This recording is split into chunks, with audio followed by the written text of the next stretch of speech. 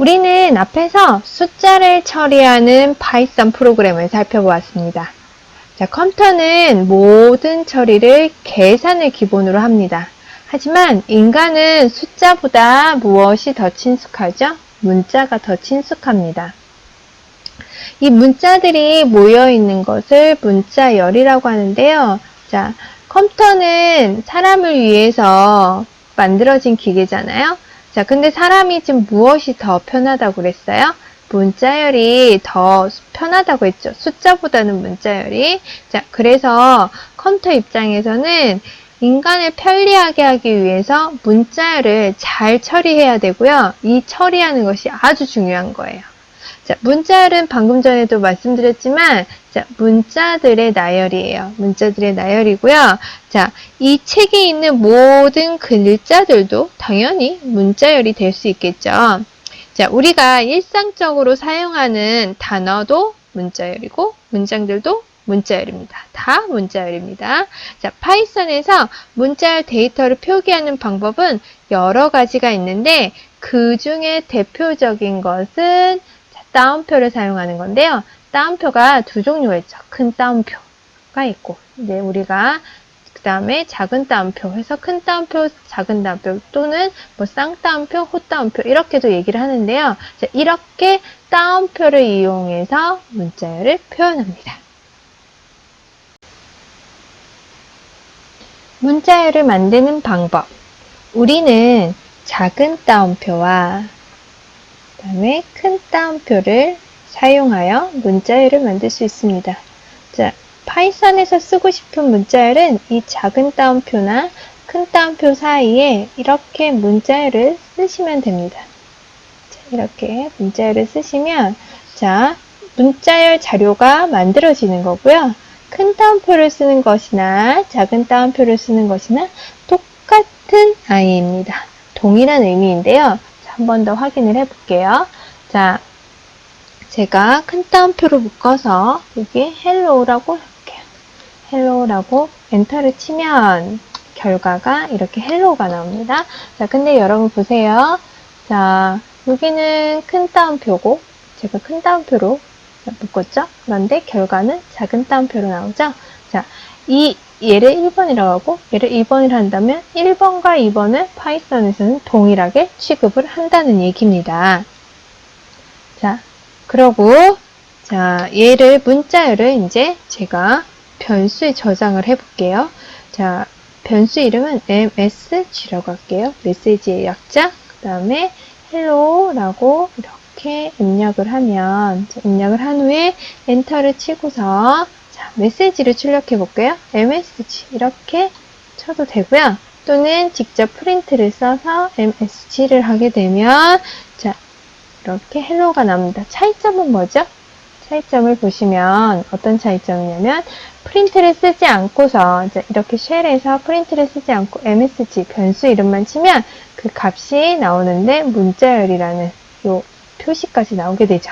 하지만 그냥 프린트를 쓰게 되면 이 안에 있는 값만 특별한 표시 없이 출력이 됩니다. 자, 그러면 우리 타입도 한번 확인을 해볼까요? 자, 우리가 타입을 배웠으니까 타입하고 나서 MSG에 자, 타입을 확인해 보면 그 결과가 str, 자, string의 약자로 str이라는 걸 확인할 수 있습니다. 문자열이라는 얘기죠.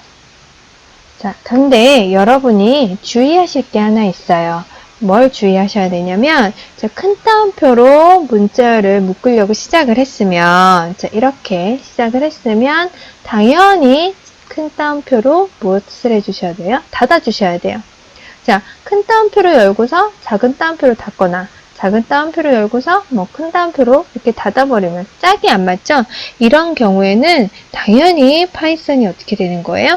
에러 메시지를 남겨줍니다. 자, 경고를 하죠, 우리한테. 자, 한번 해볼까요? 자, MSG에 헬로우를 넣을 건데, 자, 헬로우를 넣고 큰 따옴표로 열고서요, 작은 따옴표로 닫았어요. 어떠한 메시지가 나오나요?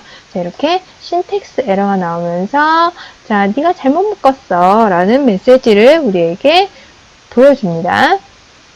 자, 같이 상식적인 선에서도 같이 쓰면 안 될 것 같긴 한데, 자, 그러면 왜 파이썬에서 문자열을 다루는데 헷갈리지 않게 하나만 쓰면 되지? 왜 두 개를 다 쓸까요? 자, 그 이유가 뭘까요? 그냥 만들진 않았겠죠? 자, 그 이유는 문자열 안에 따옴표가 들어가는 경우를 처리하기 위해서예요. 자, 무슨 얘기냐면 이런 거죠. 자, 여기 보시면 제가 이런 거 있죠? 그녀가 안녕이라고 얘기했어. 그럼 인용이 들어가죠. 그러면은 자, 그 다음에 said hi라고 했어요. 그러면 이때 제가 다시 hi를 이렇게 hi라고 그녀가 얘기했다. 이렇게 쓰게 되면 자, 여기는 지금 따옴표가 어떻게 되나요? 여기 보시면 따옴표가 hi를 내가 이렇게 묶어버리면 어떤 결과가 나올까요? 자, 한번 색깔이 지금 이상하게 hi만 검정색이고 얘는 녹색이고 뭔가 불길하시죠? 자, 이렇게 결과를 한번 탁 엔터를 치면 당연히 이것도 에러가 나오는 거예요. 이 부분이 자, 여기서 보면 어떤 현상이 나타나냐면 얘가 열었잖아요. 그러면 문자열의 끝을 얘를 만나는 순간 문자열이 끝났네? 라고 생각을 하는 거예요. 그리고 여기서는 또 어떻게 되는 거예요? 문자열이 다시 시작하네? 라고 하면서 요 사이에 있는 하이는 뭐가 되는 거예요? 자, 이렇게 생뚱맞게 너 뭐야? 하면서 얘는 이제 외로운 섬이 돼버리는 거예요. 그래서 자, 어떻게 얘를 hi라는 말을 난 인용구로 넣고 싶어 라고 하면 이때는 어떻게 해야 될까요? 이때를 바꾸면 자, 큰 따옴표로 열었으면 여기는 작은 따옴표로 이렇게 바꿔주는 거예요. 이렇게 바꿔주면 자, 보이시나요? 자, 지금 따옴표의 종류를 제가 여기는 큰 따옴표, 자, 인용구를 쓰기 위해서는 작은 따옴표를 썼어요. 자, 그리고 닫는 걸 다시 큰 따옴표로 했어요. 여러분이 저는 반대로 작은 따옴표 해도 되나요? 네, 그렇게 하셔도 돼요. 작은 따옴표 열고 자, 인용구로 큰 따옴표 쓰고 안에서 또 닫고 또 뭐 하시면 돼요? 자, 작은 따옴표를 닫아주시면 돼요. 이렇게 사용을 하기 위해서 큰 따옴표와 작은 따옴표를 문자열을 만드는데 쓰고 있습니다. 자, 그럼 엔터를 쳐볼게요. 엔터 치고 에러 메시지 안 나죠? 그 다음에 MSG를 출력하면 자, she said hi 라고 하면서 인용 구문이 나오게 되죠.